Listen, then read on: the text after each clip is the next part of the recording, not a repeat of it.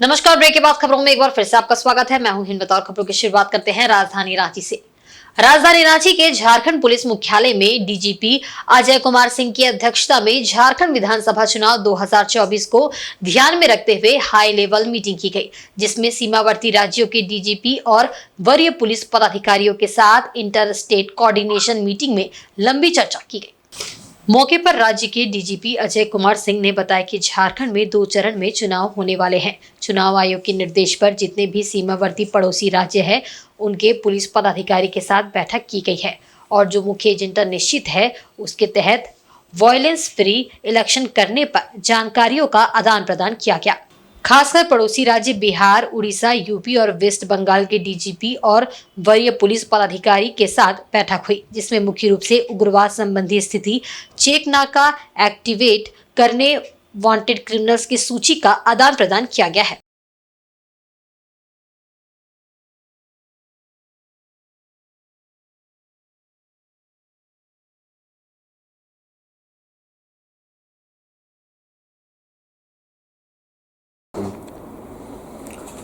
और जैसा कि आप जानते हैं कि अगले महीने झारखंड में 2 चरण में चुनाव होने वाले हैं, असेंबली के चुनाव है। तो उसी में चुनाव आयोग नई दिल्ली के निर्देश के आलोक में ये जितने भी सीमावर्ती नेबरिंग स्टेट्स हैं उनके साथ एक बैठक जो है आज की गई थी। इसमें पहले से ही जो बिंदु हैं, एजेंडा पॉइंट्स हैं, वो निर्धारित हैं और सबको दे भी दिए गए थे। तो मोटे तौर पर उसमें बिहार, उड़ीसा, वेस्ट बंगाल और यूपी, जो कि हमारे सीमावर्ती राज्य हैं, उनके डीजीपीज या उनके जो वरिष्ठ सहयोगी हैं उनके साथ ही बैठक हुई। और मुख्य तौर पर उसमें जो जितना अभी LWE, जितने भी उग्रवाद संबंधित जो सिचुएशन है हमारे बॉर्डर्स पर, उसके बारे में लंबा डिस्कशन हुआ। उसके बाद जितने भी हम लोगों को चेक नाका अपने एक्टिवेट करने थे, हमारी जो बॉर्डर्स हैं और करस्पॉन्डिंग जो नेबरिंग स्टेट हैं वहाँ पर उनकी संख्या, उनका काम और जो अभी स्टार्ट नहीं हो पाए हैं उनको एक्टिवेट करने और उनको स्टार्ट करने का आपस में इंफॉर्मेशन का आदान प्रदान किया गया। उसके बाद फिर जितने भी हमारे वांछित क्रिमिनल हैं जो कि झारखंड में क्राइम करके इन स्टेट्स में रह रहे हैं, उसकी सूची का आदान प्रदान किया गया और जिस जिस राज्य में वो अभी बैठे हुए हैं या वहाँ पर छिपे हुए हैं, उसमें उन राज्यों को सहयोग प्रदान करने के लिए अनुरोध किया गया। इसके अलावा बाकी जितने भी वारंटी हैं और जो इलीगल अवैध जो लिकर का ट्रेड है उसके ऊपर, अवैध जो ड्रग्स का ट्रेड है उसके ऊपर वो सूचनाओं का आदान प्रदान किया गया और साथ में सहयोग करने के लिए भी उसमें उन लोगों से अनुरोध किया गया। चाईबासा मंडल कारा में गुरुवार रात को जिला प्रशासन द्वारा औचक छापेमारी की गई। औचक छापेमारी करने से जेल में हड़कंप मच गया। छापेमारी में जिले के डीसी और एसपी मुख्य रूप से मौजूद रहे। करीब 2 घंटे तक ये छापेमारी चली। उसके बाद छापेमारी दल मंडल कारा से बाहर निकल गई। बताया गया कि मंडल कारा में छापेमारी में प्रशासन को कुछ हाथ नहीं लगा। मंडल कारा में व्यवस्था सामान्य रूप से सब कुछ ठीक बताया गया। मालूम रहे कि झारखंड में विधानसभा चुनाव को लेकर प्रक्रिया तेजी से आगे बढ़ रही है। ऐसे में जेल में क्या स्थिति है, इसको लेकर भी प्रशासन सचेत है। जेल के अंदर से चुनाव को प्रभावित करने के खुफिया जानकारी को लेकर भी प्रशासन अलर्ट मोड पर है। इसी को लेकर छापेमारी की गई है। बता दें कि चाईबासा मंडल कारा में बड़ी संख्या में कैदी है। इन कैदियों में कई बड़े अपराधी और नक्सली भी शामिल है।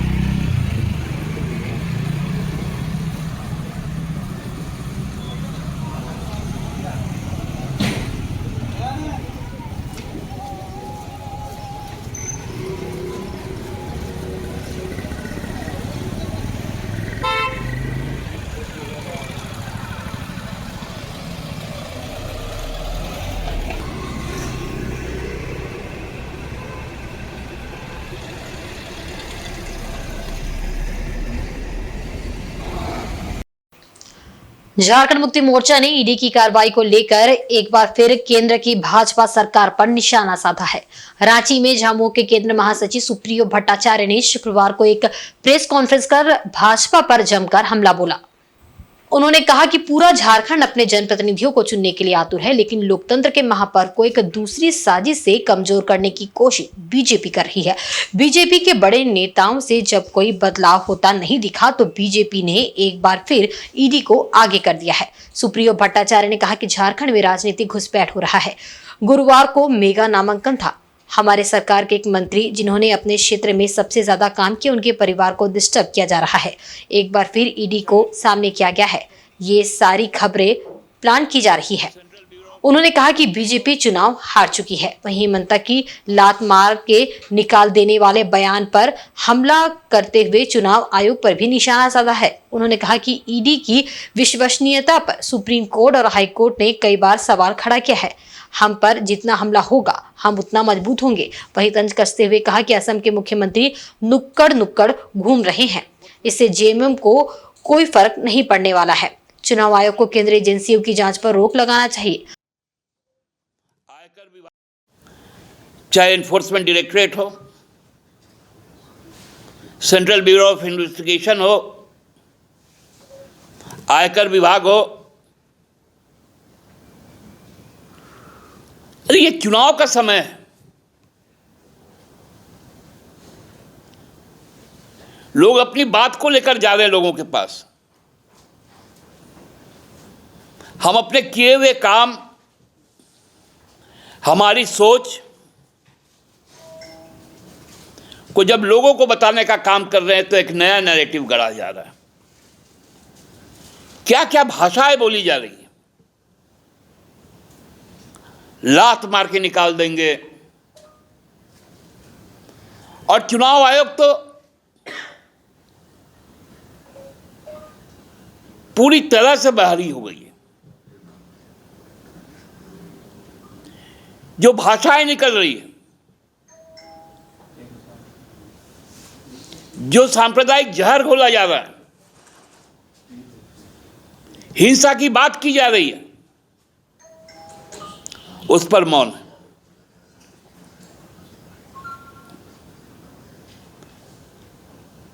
अरे मुद्दों की लड़ाई है, काम की बात है। आपको याद होगा भारतीय जनता पार्टी यहां की पहचान मिटाने को राजी थी। इधर आजसू पार्टी के अध्यक्ष सुदेश महतो ने शुक्रवार को सिल्ली विधानसभा सीट से नामांकन पत्र दाखिल किया। समाहर न्यायालय स्थित निर्वाची पदाधिकारी अपर समाहर्ता रामनारायण सिंह के समक्ष सुदेश महतो ने नामांकन पत्र दाखिल किया। पर्चा भरने के दौरान सुदेश के साथ असम के मुख्यमंत्री सह भाजपा झारखंड के चुनाव सह प्रभारी हिमंता बिश्व शर्मा मौजूद थे। नामांकन से पूर्व मोहराबाद स्थित बापू वाटिका से समाहर न्यायालय तक पदयात्रा का आयोजन किया गया। पदयात्रा में हिमंता बिश्व शर्मा और सुदेश महतो की पत्नी नेहा महतो सहित एनडीए के कई नेता शामिल थे।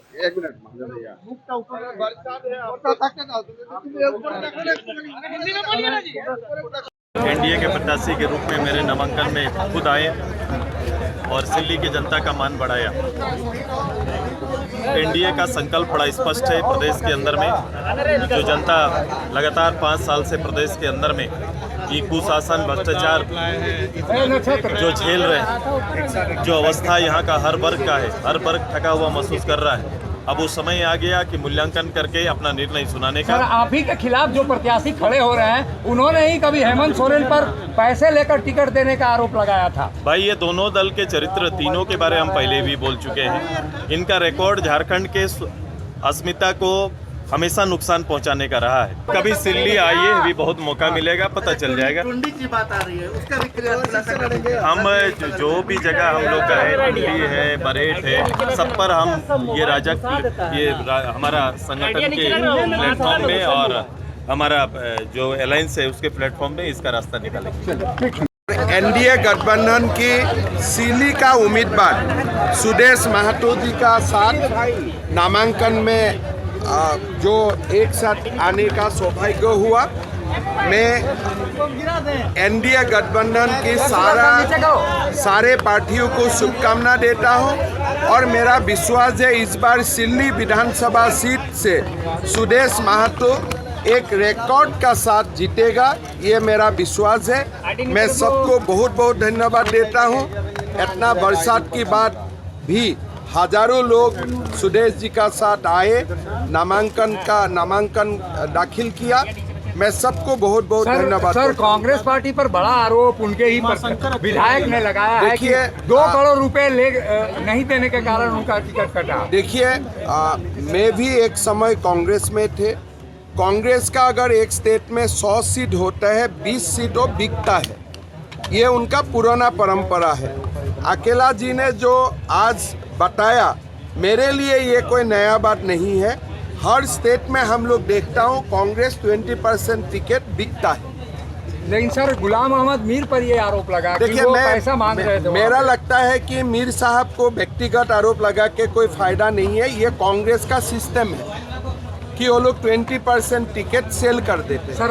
झारखंड मुक्ति मोर्चा के जिला अध्यक्ष सह चक्रधरपुर के विधायक सुखराम उरांव ने झारखंड मुक्ति मोर्चा के प्रत्याशी के तौर पर शुक्रवार को चक्रधरपुर विधानसभा क्षेत्र से नामांकन पर्चा दाखिल किया। इस मौके पर उनके साथ झामुमो के जिला सचिव सोनाराम देवगम सहित अन्य झामुमो नेता मुख्य रूप से मौजूद थे। सुबह 11 बजे विधायक सुखराम उरांव अपने बनमालीपुर आवास से चक्रधरपुर अनुमंडल कार्यालय को निकले। इस दौरान चक्रधरपुर प्रखंड कार्यालय के समीप स्थित भगवान बिरसा मुंडा की प्रतिमा पर माल्यार्पण कर भगवान बिरसा मुंडा का आशीर्वाद प्राप्त किया और उसके बाद चक्रधरपुर अनुमंडल कार्यालय पहुंचे। यहां पहुंचकर उन्होंने निर्वाची पदाधिकारी श्रुति राज लक्ष्मी के समक्ष अपना नामांकन पर्चा दाखिल किया। नामांकन पर्चा दाखिल करने के बाद जब विधायक सुखराम उरांव अनुमंडल कार्यालय से बाहर निकले तो उनके समर्थक और झामुमो कार्यकर्ताओं ने उनका जोरदार स्वागत किया। लोगों ने उनका फूलमाला पहनाकर स्वागत किया। इसके बाद बड़ी संख्या में मौजूद समर्थक और कार्यकर्ताओं ने ढोल नगाड़ों की धुन पर नाचते गाते हुए एक रैली निकाली। रैली में लोगों ने जमकर सुखराम उरांव के समर्थन में नारेबाजी भी की। ये रैली चक्रधरपुर अनुमंडल कार्यालय के सामने से सीधे पोड़ाहाट स्टेडियम तक पहुंचकर एक सभा में तब्दील हो गई। डाना चक्रवाती तूफान के कारण रैली का कार्यक्रम तय नहीं था, लेकिन इसके बावजूद जब मौसम थोड़ा साफ हुआ तो लोग खुद रैली की शक्ल में बड़ी संख्या में जमा हो गए थे। पोड़ाहाट मैदान में हुई सभा में विधायक सुखराम उरांव ने लोगों को संबोधित किया। उन्होंने कहा कि विपक्ष ने हमारी सरकार को षड्यंत्र के तहत गिराने का प्रयास किया, लेकिन सफल नहीं हो पाए।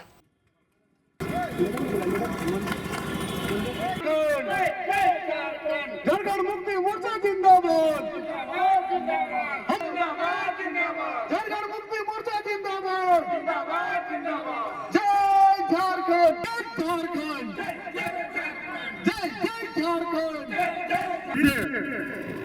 सरकार को मैं धन्यवाद देना चाहूंगा कि जेल से निकलने के बाद, जेल एक ऐसा काल कोठरी है जो एक दिन के लिए जेल जाता है तो वहां से डिग्री प्राप्त करके आता है और 5 महीना सोच लीजिए, हेमंत सोरेन ने 5 महीना रहा है और 5 महीने बाद निकला। जो डिग्री प्राप्त किया था जेल में, वो डिग्री का जो है आज आपको देखने को मिल रहा है। मैया सम्मान योजना, बिजली बिल माफ करना, 200 यूनिट बिजली बिल फ्री करना, केसीसी लोन माफ कर देना, झारखंड के इतिहास में इससे पहले कभी नहीं हुआ है। झारखंड के इतिहास में इससे पहले इतनी बड़ी रकम कभी माफ नहीं हुआ है। आज गांव में अगर जाइएगा, ऐसे कई घर होगा, कुछ महीने में बिल आता था, आज 0 है। पूर्वी सिंहभूम जिले के पोटका स्थित कुलडीहा से चोत्रो मुख्य सड़क पिछले कई सालों से जर्जर हालत में है। इसकी सूद तक लेने वाला कोई नहीं है। यहां से गुजरने वाले लोगों को काफी परेशानियों का सामना करना पड़ता है। बताया जा रहा है कि दर्जनों गांव के लोग इस मुख्य सड़क से आना जाना करते हैं। इस सड़क के खराब होने की वजह से लोगों को दिक्कतों का सामना करना पड़ता है। लोगों ने प्रशासन और जनप्रतिनिधि और नेताओं को कई बार अवगत कराया, लेकिन सभी ने केवल आश्वासन ही दिया। किसी तरह की पहल नहीं होने से लोगों में नाराजगी है। स्थानीय ग्रामीणों ने कहा कि सड़क का निर्माण नहीं होने से आए दिन लोग दुर्घटना का शिकार हो रहे हैं।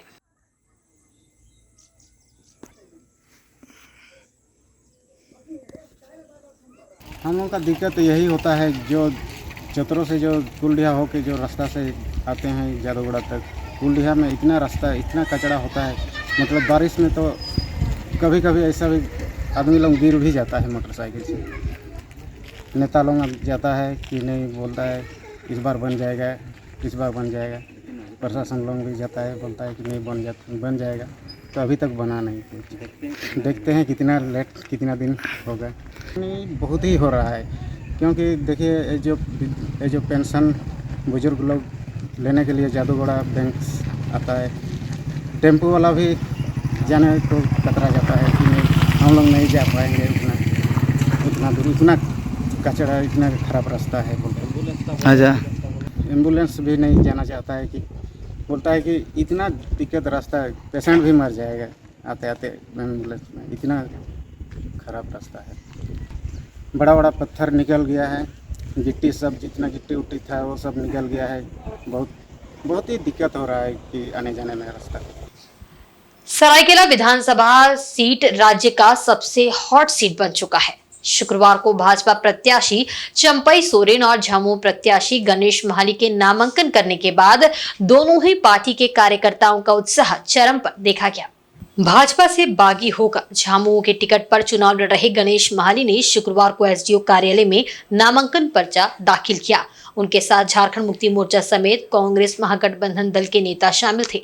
नामांकन पर्चा दाखिल करने के बाद झामुमो प्रत्याशी गणेश महाली ने कहा कि सरायकेला विधानसभा सीट झारखंड मुक्ति मोर्चा की परंपरागत सीट रही है। इस बार भी ये सीट झामुमो के झोली में आएगी। गणेश महाली ने दावा किया है कि झारखंड मुक्ति मोर्चा कार्यकर्ताओं में जोश और जुनून है, उसके बल पर ये निश्चित तौर पर जीत दर्ज करेंगे। गणेश महाली ने कहा कि राज्य में दोबारा झारखंड मुक्ति मोर्चा महागठबंधन दलों के साथ जीत दर्ज कर सरकार बनाएगी।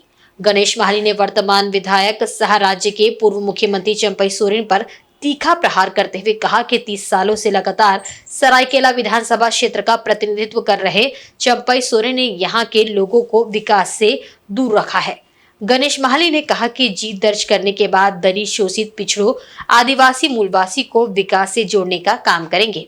इधर सरायकेला एसडीओ कार्यालय के बाहर भाजपा प्रत्याशी चंपई सोरेन और झामुमो प्रत्याशी गणेश महाली के नामांकन के दौरान अति उत्साहित कार्यकर्ता अपने अपने पार्टी के समर्थन में जोरदार नारेबाजी करते रहे।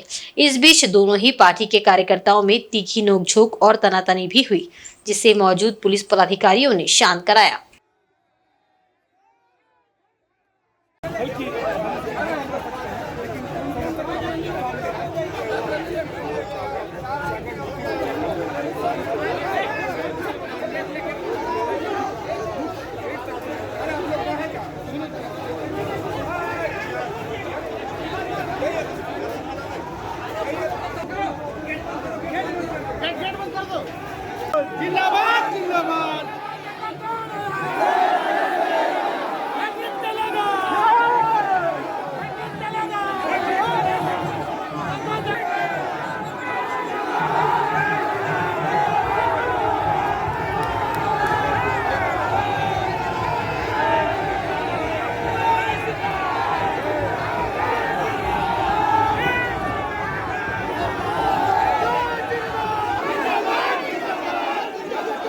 देखिए, पार्टी खास करके आपको मैं संदेश देना चाहूँगा, सरायकेला विधानसभा कई वर्षों से यहाँ झारखंड मुक्ति मोर्चा जीतते आया है और वो आगे भी जीतेगा, ये हमको विश्वास है। जिस तरह झारखंड मुक्ति मोर्चा के यहाँ कार्यकर्ताओं में जो ऊर्जा और जो उत्साह देखने को मिल रहा है, निश्चित रूप से आने वाला समय इस विधानसभा में निश्चित रूप से यहाँ से झारखंड मुक्ति मोर्चा और महागठबंधन सरायकेला विधानसभा ही नहीं, पूरा राज्य में महागठबंधन का सरकार फिर से 2024 में बनने जा रहा है। जो मुद्दा यहाँ जो पहले था उसी मुद्दा को लेकर यहाँ मैदान में है। आदमी व्यक्ति वही है, सिर्फ सिंबल बदला है।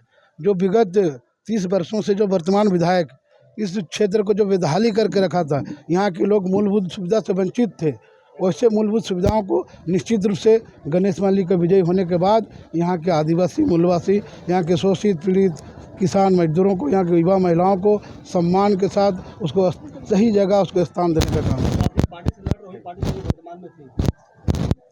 जो पार्टी में हम वर्तमान में जो थे वही तो आपको बताए ना, व्यक्ति वही है, सिर्फ सिंबल बदला है। देखिए, हमारे लिए चंपई सोरेन कोई वो सामने कोई नहीं, दूर दूर तक नज़र नहीं है, ठीक है ना। मेरा टक्कर में चंपा चौड़ है ये नहीं है। जो मेरा कार्यकर्ताओं का जो उत्साह है, जो जोश और जो जुनून है, और हमारे जो महागठबंधन और झारखंड मुक्ति मोर्चा के जो कार्यकर्ता 30 वर्षों से यहाँ से अपना पार्टी को जीत सुनिश्चित कराते रहे, आगे भी कराते रहे। और आज के बुलेटिन में बस इतना ही। कल फिर हाजिर होंगे कुछ नई खबरों के साथ। तब तक देखते रहिए इंसाइड झारखंड न्यूज। नमस्कार।